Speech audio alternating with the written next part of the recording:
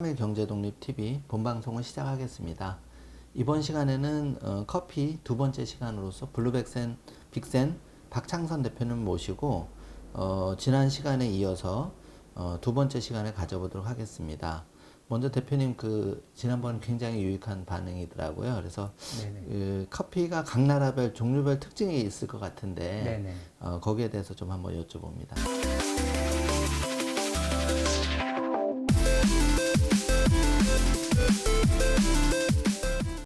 네네. 일전에 말씀드렸던 것처럼 커피에 다양한 종류가 있는데 어떤 품종이나 그런 것보다는 생산지별로 주목하는 게 훨씬 더 도움이 될 거라고 말씀을 드렸는데요. 각 대륙별, 각 나라별 각각의 커피의 특성이 있고 또 다양한 맛이 가지고 있거든요. 대표적인 커피 생산국이면은 당연히 중남미 국가죠. 브라질이 전 세계 커피 생산량이 약 40%를 생산하니까 중남미 국가의 생산 지역을 보시면은 브라질 커피 같은 경우는 사실 이렇게 고급 커피는 아니에요. 그리고 브라질 커피는 브라질만의 나름대로 생산 방법이 있습니다. 이게 펄프드 내추럴이라고 커피 체리를 내추럴하게 말리면서 하는 가공법인데, 이 가공법 설명드리면 조금 전문적일 수 있는데, 요거는 그냥 여러분들이 생각하시기에 대량의 커피를 생산하기에 편한 방법이라고 보시면 됩니다. 그렇기 때문에 맛이 깔끔하진 않아요. 맛이 좀 약간 드라이한 면이 있고, 그러다 보니까 다른 국가의 커피들보다는 좀 더 저렴하게 보급이 되고 있고요. 브라질 커피의 대표적인 커피는 산토스나 세라도 커피 같은 것이 브라질 커피의 대표적인 커피예요. 여러분들이 커피숍에 가셔서 브라질 커피를 찾는다면은 95%는 산토스 아니면 세라도 커피가 나올 거예요. 그 중에 산토스는 한국 이름입니다. 브라질에 있는 요 산토스 항에서 나오는 커피는 다 산토스 커피라고 지칭을 하는데, 여기 어떤 특별한 특성을 갖고 있기보다는 여기저기서 걸어 모은 커피라고 보시면 되죠. 브라질 다음으로 커피를 많이 생산하는 국가 콜롬비아가 있는데, 콜롬비아는 브라질하고 커피 특성이 또 많이 달라요.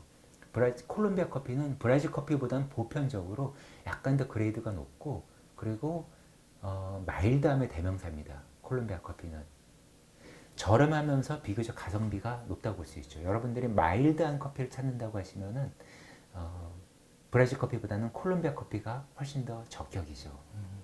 그리고 콜롬비아에서 더 내려오시면은 과테말라가 있는데, 과테말라 커피는 제가 봤을 때 우리나라 사람 입맛에 참 잘 맞아요. 초콜릿티하고 스모키하면서 그 과일의 산미도 잘 갖추고 있고요. 과테말라의 유명한 생산지라고 하시면은 후에후에테낭고나 안티구아가 있습니다. 두 지역의 맛도 사실은 좀 달라요.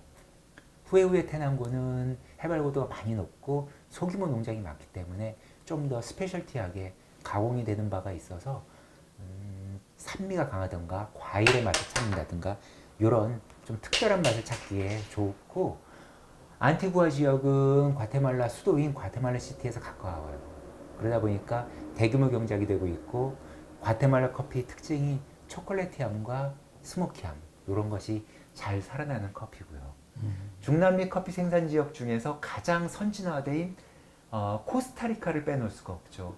코스타리카의 따라주 지역은 커피 생산의 메카라고 볼 수 있어요. 새로운 생산 방식의 신기술은 이쪽에서 많이 시행이 되고 있고, 사실 코스타리카는 자부심 엄청납니다.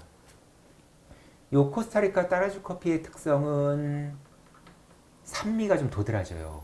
요 중남미 커피는 산미가 없는 것으로 유명한데, 요 코스타리카 따라주 같은 경우는 독특하게 산미가 살아나고요.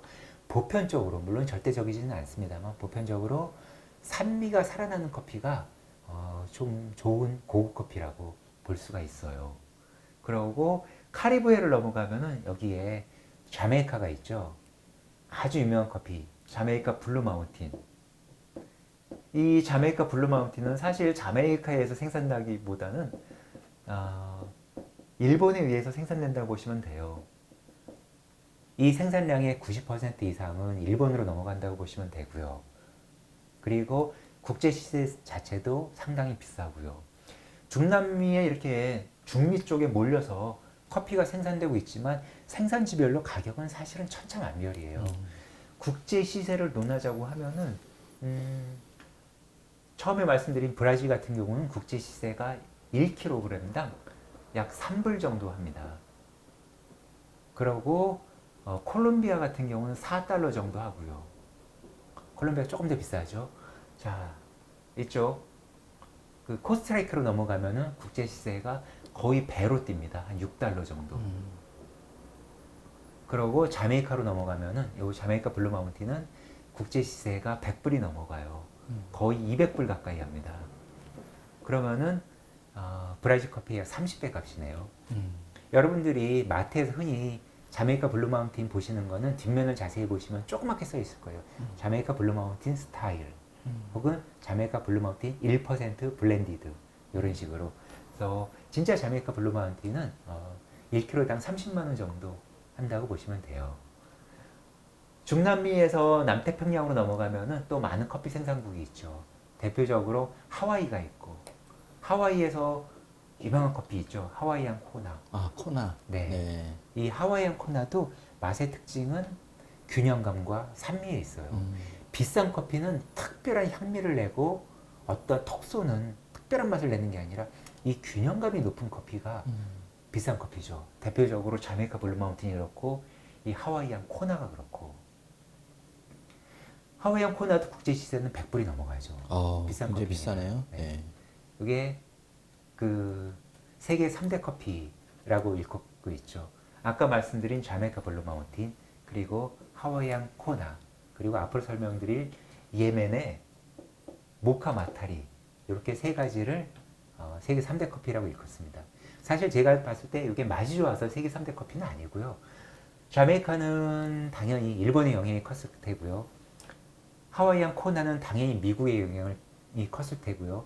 세계 2대 경제대국 미국 하나, 일본 하나, 하나씩 꿰차고 있으니까 하나는 뭔가 상징성 있는 데를 껴줘야 되겠죠. 그러다 보니까 제가 저번 시간에 말씀드린 커피, 그 에티오피아에서 발원돼서 예멘 지역으로 넘어가서 모카가 커피향의 대명사로 아직까지도 유명하고 있죠. 그러니 커피의 역사와 전통을 자랑하는 예멘을 하나 정도 껴줘야 되겠죠. 그래서 예멘 모카 마타리 해서 세계 3대 커피로 일컫고 있어요. 이 하와이에서 옆으로 넘어가면 또 유명한 커피 산지 파푸아 뉴기니가 있습니다. 파푸아 뉴기니도 역시 균형감으로 유명하고요. 그리고 파푸아 뉴기니 옆으로 가면 동티모르가 있고요. 동티모르도 마찬가지로 균형감과 단맛이 유명하고요. 이 커피 라인 지도에서 보면은 같은 유도상에 들어가 있어요. 동티모르, 파푸아 뉴기니, 코나, 자메이카 이 섬나라 국가들이 화산토로 커피 재배에 아주 적합화되어 있고, 그리고 품종도 다 같이 아라비카 종 중에서 가장 고급이라고 하는 티피카 품종이고 때문에 요 지역 커피들이 균형감이 좋고 단맛이 좋고 국제 시세가 비싼 값에 거래가 되고 있어요. 그리고 다시 아시아로 넘어옵니다. 아시아로 넘어오면은 저렴한 커피 대명사 베트남 커피가 있고요. 네. 베트남 커피는 사실 브라질 커피보다도 더 싼 값에 예. 국제 시세가 형성되어 있고요. 그리고 그 옆에 라오스, 캄보디아, 미얀마 모두 커피 생산국들인데 이런 나라들은 사실 아라비카보다는 로부스타의 생산량이 많아요. 네. 그러다 보니 좀 더 저렴한 커피 생산 지역이라고 볼 수가 있죠. 그리고 이 아시아에서 커피 생산의 메카라고 하면은 이제 인도네시아가 있습니다. 전 세계 5위의 커피 생산국이자 다양한 커피가 생산되고 있어요. 인도네시아는 여러 가지 섬으로 나눠져 있는 나라라서 대표적인 섬들, 수마트라, 그쪽에서는 만델링, 가요, 링톤 이런 남성적이고 무거운 커피가 생산되고 있고요. 남쪽으로 내려가면서 자바섬, 그리고 플로렌스 섬, 남쪽으로 내려서 좀 더 가볍고 향미가 좋은 커피가 생산되고 있고요. 그리고 인도네시아 중에서 그 토라자가 생산되는 지역은 유럽의 황실 커피로도 유명한 생산지고요.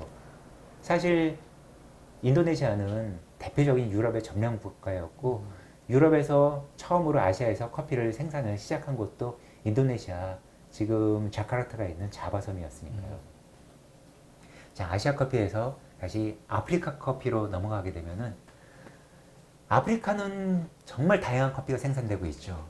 커피가 처음 발견된 동아프리카의 에티오피아부터 루안다, 한국 분들도 많이 좋아하는 케냐 등 다양한 커피가 생산되고 있는데 커피숍에 가면 케냐 AA 커피를 많이 보실 수 있을 거예요. 이 뒤에 있는 AA라는 말은 커피 콩의 크기로 분류한 종류입니다.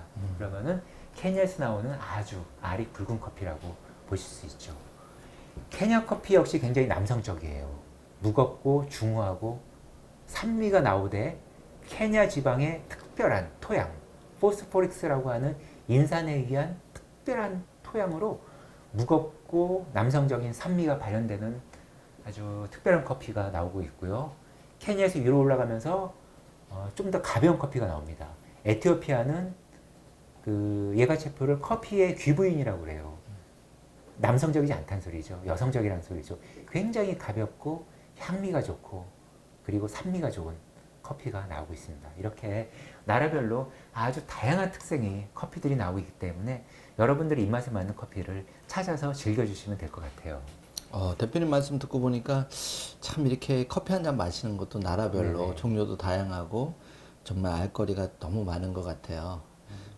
이번 시간을 통해서 한 잔의 커피를 마시더라도 되게 알고 먹으면 되게 네네. 맛있고 그 나라 역사도 좀 이렇게 상상이 될 것 같습니다. 대표님 귀중한 시간 내서 감사합니다. 네, 감사합니다.